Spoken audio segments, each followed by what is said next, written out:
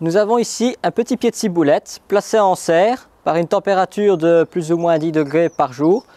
On est bien au printemps, début du printemps, donc nous sommes au milieu du mois de février et la ciboulette reperce, aussi bien aussi en extérieur. Maintenant, qu'est-ce que nous allons faire? Préparer pour le potager 2022.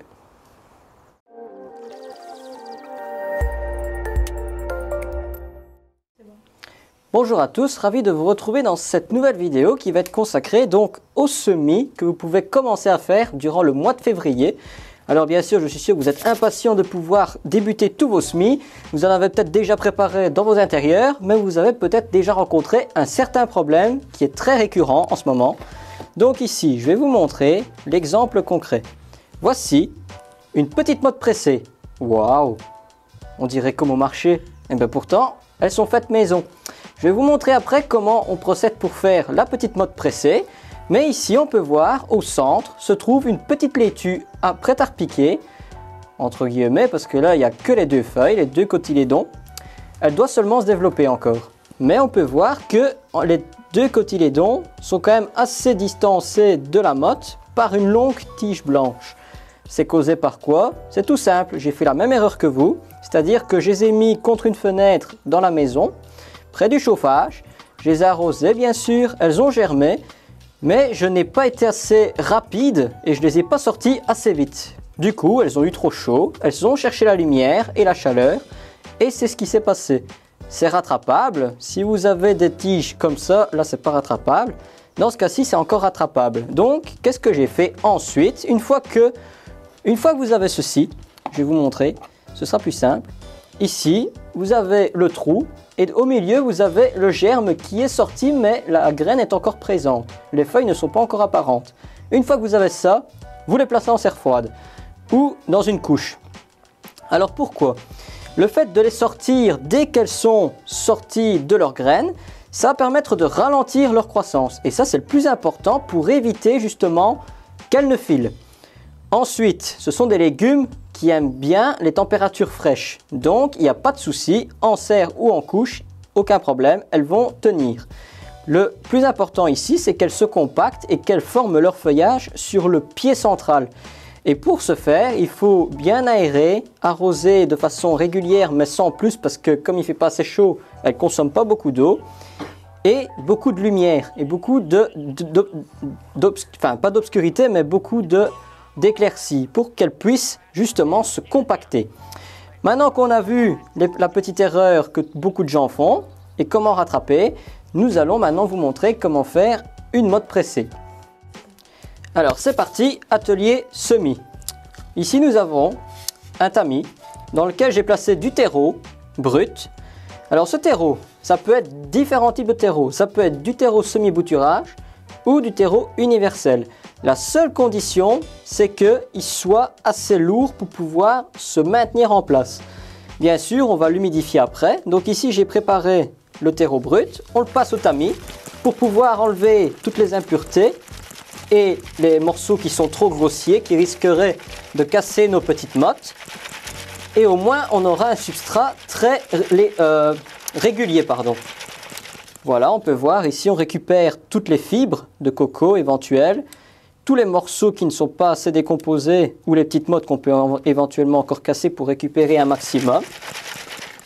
Ce qui est là, je le dépose dans la serre tout simplement. Ce sera un futur substrat pour nos tomates. Une fois qu'on a le terreau allégé, qu'est-ce qu'on fait? On prend 3 portions de terreau pour une portion d'eau. Donc on arrose, ici avec un simple arrosoir, j'arrose. Je fais comme un ciment. Donc on va venir mélanger. Il faut que le substrat soit gorgé d'eau, mais pas trop quand même. Comment savoir si notre substrat est prêt à recevoir le moule et que la motte tienne bien? Il faut l'écraser, faire une boulette et l'écraser dans ses mains. Il faut que ça soit légèrement coulant, comme ici. C'est légèrement coulant, j'écrase bien. Ça tient bien. Donc là, notre substrat, il est prêt. On prépare un presse-motte. Donc ici, c'est un presse-motte qui fait 5 unités à la fois. Donc ici c'est la mode comme vous avez vu sur le morceau précédent. Ça permet de faire des semis de laitue et de petits légumes. Après, au magasin, il existe différentes dimensions de mottes à adapter en fonction du légume que vous voulez faire. Je rassemble tout le terreau sur un coin, ou je le mets en tout cas à la même hauteur, au même niveau. Je viens placer mon presse-motte, j'écrase jusque dans le fond, je secoue de droite à gauche pour permettre d'avoir le fond bien solide, et ensuite je viens tasser au maximum, presser au maximum pour enlever le surplus d'eau et compacter notre motte. Maintenant, les mottes sont bien accrochées dans notre presse-motte.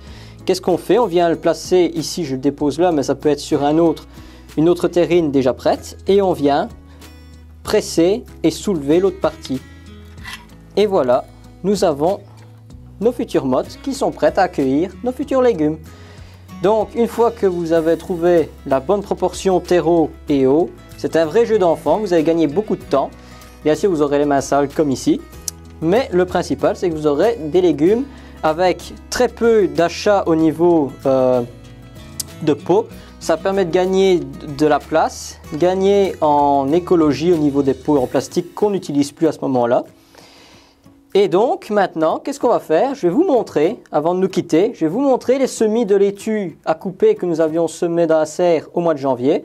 Et comme ça, vous allez voir dans quel état elles se trouvent maintenant. Vous pouvez descendre un tout petit peu, ça se passe ici au niveau du sol. On peut voir ici la petite ligne de laitue. Je ne sais pas si avec ma main on va les voir. Je vais zoomer après pour vous montrer de plus près. On peut voir les laitues qui sont sorties de terre. Donc c'est un gain de réussite. Nous avons réussi à faire germer en plein hiver, durant le mois de janvier, des laitues à couper en serre. Alors ici on peut voir que le substrat est entre sec et entre humide. Pourquoi? Je ne veux pas avoir un substrat trop gorgé d'eau en sachant qu'il fait encore assez froid. Et donc les plantes, comme elles viennent de germer, ne consomment pas beaucoup d'eau. Je n'ai pas envie de perdre mes petits semis qui sont très précieux en ce moment.